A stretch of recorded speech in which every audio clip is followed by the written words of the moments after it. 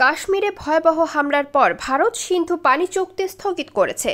এ পরিস্থিতি গভীরভাবে পর্যবেক্ষণ করছে পাকিস্তান।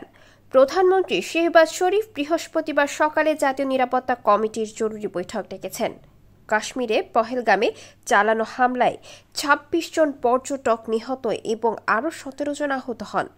এই ঘটনার পর ভারত পাকিস্তানের বিরুদ্ধে সন্ত্রাসবাদে মদদের অভিযোগ তুলে একের পর এক কঠোর পদক্ষেপ নিচ্ছে। পাকিস্তানের উপপ্রধানমন্ত্রী ও পররাষ্ট্রমন্ত্রী ইসহাক ডার এক্সে দেওয়া পোস্টে এই জরুরি এনএসসি বৈঠকের কথা নিশ্চিত করেন।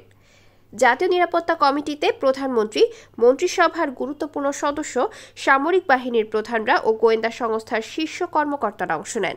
নয়াদিল্লিতে এক সংবাদ সম্মেলনে ভারতের পররাষ্ট্র সচিব বিক্রম মিশ্রি জানান, পাকিস্তান যদি সন্ত্রাসবাদের সমর্থন দেওয়া বন্ধ না করে তাহলে ১৯৬০ সালের সিন্ধু পানি চুক্তি কার্যকর থাকবে না।